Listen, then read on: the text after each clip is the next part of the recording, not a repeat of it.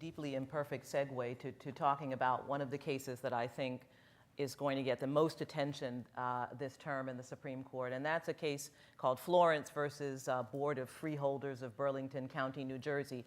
It's a strip search case, but it's a very interesting case, I think, that's going to have tremendous resonance for many people, and it involves this question of kind of deference to law enforcement. It involves a man who was arrested in New Jersey after he was pulled over. He actually wasn't driving. His wife was driving. The police asked who was the owner of the car.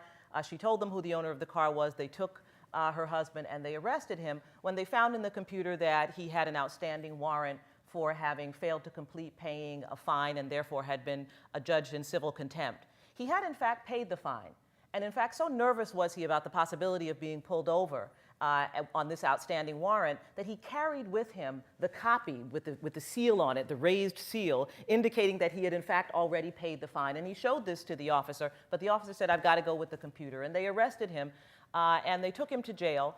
And he was held in jail for a week. He should have seen a magistrate or a judge within 24 hours, but he was held within 2 different jails in a week and subjected over the course of a week to 2 strip searches, he alleges. And the case that he filed after he was finally brought before a judge, it was determined that in fact he had paid the outstanding warrant and therefore he should not have been arrested.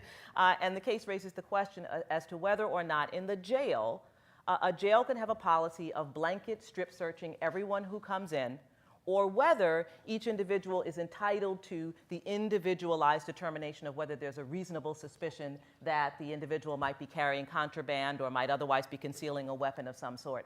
Now, this is important because Mr. Florence in this case is the financial manager for a car dealership. This is clearly a case in which he didn't do anything wrong. He was in the right. He was arrested.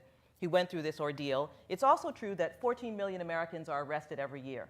And very often they're arrested and ultimately not charged. And he's now filed a class action. It includes people who were pulled over for failing to have on a turn light, for having a noisy muffler. Obviously, race plays a key role here. Mr. Florence is African American.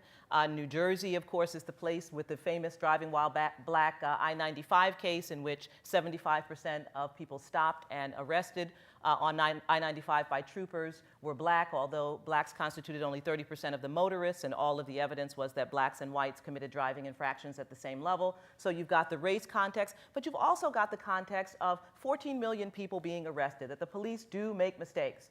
Do we want to have a rule that allows, at the jail, we're not talking about prison, at the jail, a blanket policy of subjecting everyone who comes into the jail who may be arrested for a variety of reasons that are not even serious crimes to be subjected to a strip search? I think this case is going to get a lot of attention. There are a lot of amicus briefs filed in this case, including by the United States on the side of the New Jersey jurisdictions, and I think it's one of the cases to watch out for.